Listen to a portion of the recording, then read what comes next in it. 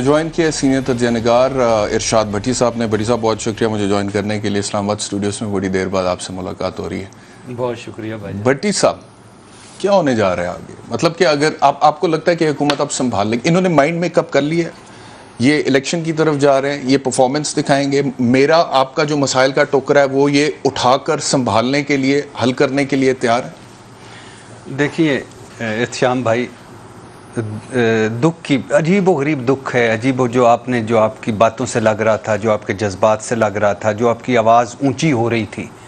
اور یہ کیوں ہو رہی تھی؟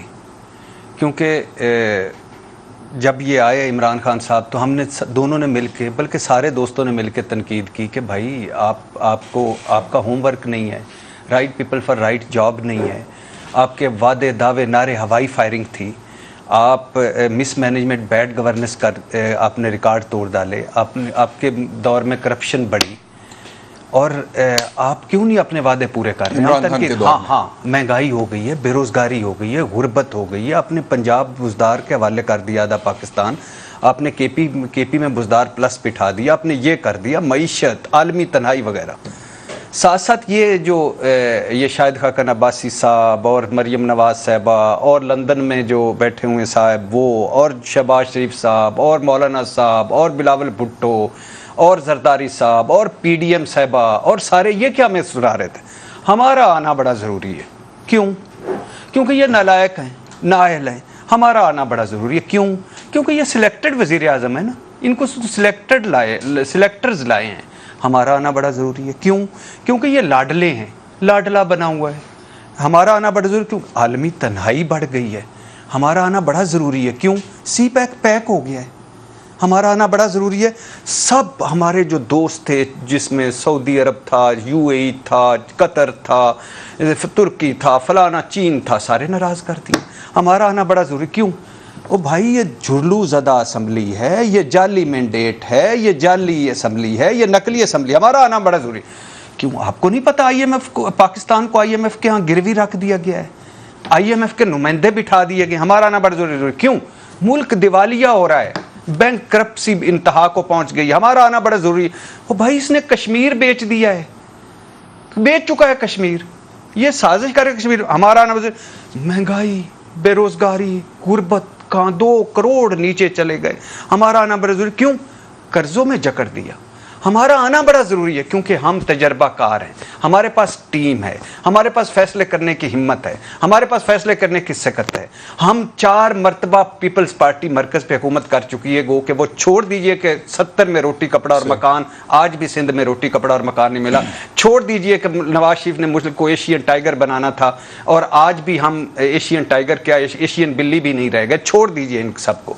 ہمارا آنا ضروری ہے. ہم سوچتے تھے کہ یار واقعی عمران خان تو ڈیلیور نہیں کر پا رہا، ان کا آنا بڑا ضروری ہے. اب میں بہت دفعہ کہہ رہا تھا کہ اگر عمران خان کو 1.5 سال اور پورا کرنے دیا جاتا تو ہو سکتا ہے آج جو وہ گلی گلی محلے میں جا رہے ہیں، اور جیسے لوگ آپ نے بتایا کہ ان کو ملنے کے لیے بےتاب ہیں اور ریکارڈ جلسے ہو رہے ہیں، شاید نہ ہو پاتے، شاید وہ 10 سیٹیں لے پاتے. لیکن انہوں نے کیا کیا؟ یہ آ گئے. اب ایک الطاف حسن لندن سے حکومت چلاتے تھے نا، نواز شریف والے جگتے مارتے تھے. یار کراچی لندن سے چلایا جا رہا ہے، خدا کا خوف کرو.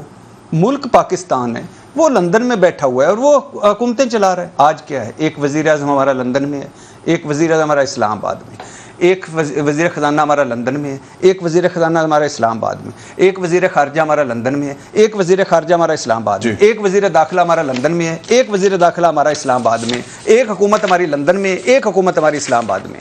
اور کر کیا رہے ہیں؟ نہیں جی نہیں. عمران خان کی بیڈ گورننس اور پرفارمنس کا ہم جو ٹوکرا نہیں اٹھا سکتے. اب اندازہ کریں مریم نواز صاحبہ، یہ گڈ کا بیڈ کا ہمیں لولی پاپ سمجھتے ہیں. اس کا مطلب اپنی سیاست بچانی؟ نہیں سیاست بھی نہیں.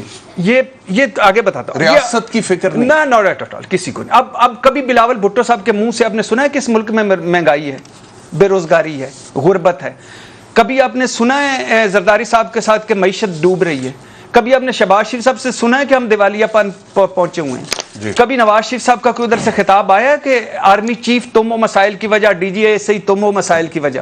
کبھی مریم نواز صاحبہ نے کہا ہے کہ بربادی پھیر دی اپنے ملک کی؟ اب کیا کر رہے ہیں؟ اب چونکہ مسائل سر پر آئے ہیں, ایکسپوز ہو چکے ہیں, سامنے آ چکے ہیں کہ کچھ بھی نہیں ہے, ڈالر کدھر چلا گیا؟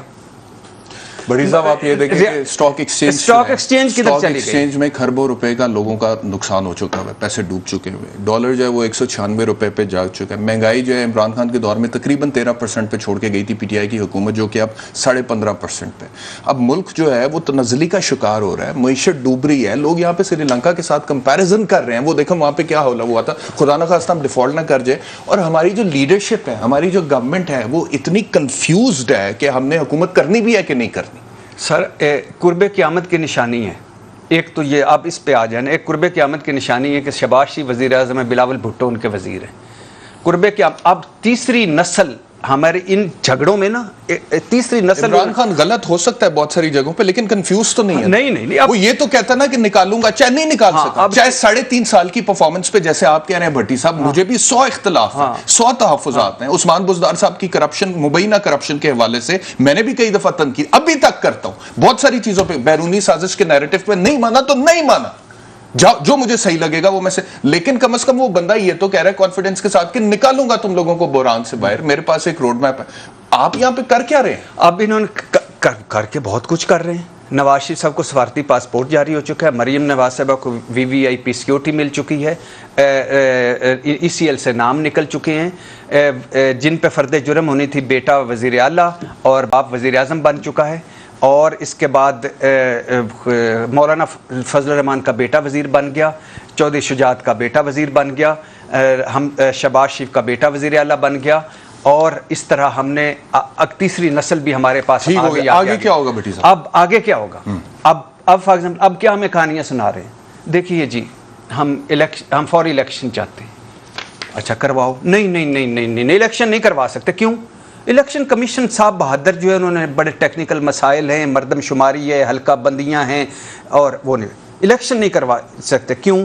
کیونکہ ہم نے وہ اصلاحات کرنی ہے نا, نیب کے ملزم نیب کی اصلاحات کریں گے, اور اوورسیز پاکستان, بیرون ملک ایک سزا یافتہ آدمی حکومت پاکستان کی چلا سکتا ہے, بیرون ملک والا پاکستانی جو جس پہ فخر کر رہے ہیں $3 ارب اس نے اس مہینے بھجوائے, وہ ووٹ نہیں ڈال سکتا. اس پہ مجھے تحفظات ہے, لیکن ہم ڈسکس کریں, چلو کوئی بات نہیں, آگے قانون سازی بنائے نا, کلیئر کریں. اچھا نہیں کر سکتے, ٹھیک, الیکشن نہیں کروا سکتے. کیوں؟ آئی ایم ایف کہہ رہا ہے کہ اگر آپ کی حکومت ہی کوئی نہیں ہوگی تو ہم کس کے ساتھ ڈیل کریں, لمبی حکومت چاہیے. اچھا نہیں کروا, چلو رہنے دو, نہیں جی ہم الیکشن کروائیں گے. کیوں بھئی؟ ہم عمران خان کی بیڈ گورننس خود کیوں لیں؟ کیوں؟ کیونکہ بھئی ہم پیٹرول کے 55 پہ فی لیٹر بڑھائیں تو ہم ساری نامغیر مقبول, بجلی کے ریٹ بڑھائیں ہم غیر مقبول ہو جائیں گے. لیٹس سپوز بھٹی صاحب کہ اگر اب یہ لوگ فیصلہ کرتے ہیں کہ ہم عمران خان کے گناہوں کا ٹوکرا اپنے سر پر نہیں اٹھائیں گے, اس وجہ سے ارلی الیکشنز کی طرف فوری طور پہ جاتے ہیں, ایک تو یہ لوگ ایکسپوز ہو جائیں گے کہ ان کے پاس کوئی پلان تھا نہیں, ٹھیک ہے.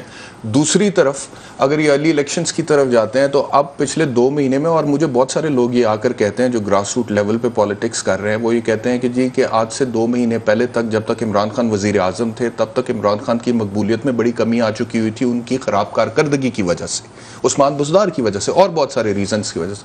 لیکن جب کا تحریک عدم اعتماد کامیاب ہوئی ہے اور اس کے بعد انہوں نے جا کے جلسے کرنا, جو ان کی بیرونی سازش کا جو نیریٹو بک گیا, اس کے بعد سے اب وہ دوبارہ بہت مقبول ہو گئے. فوری الیکشنز ہوتے ہیں تو یہ دوبارہ حکومت بنا سکتے ہیں, اور اگر یہ بناتے ہیں عمران خان کبھی الیکشن مانے گا, رزلٹ کیا نکلے گا پھر کیوس. آپ نے ایک لفظ بولا تھا اپنے انٹرو میں, کہاں گیا پاکستان. آپ نے ایک لفظ بولا تھا کہاں گیا میں, یعنی میں سے مطلب ارشاد بھٹی, احتشام اور 22 کروڑ. ٹھیک. آپ نے ایک لفظ بولا تھا کہاں گیا میرے بچے, 2 میرے بھی ہیں, آپ کے بھی بچے ہیں, وہ کہاں گیا. ہمارے پاس تو کمبوڈیا کا پاسپورٹ کوئی نہیں ہے.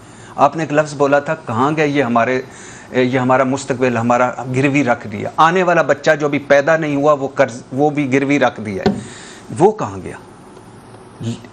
اللہ معاف کرے, 2-3 جملے اگلے سوال سے پہلے, اللہ معاف کرے, قائد اعظم ہمارے آخری لیڈر تھے, یہ سیاستدان ہیں.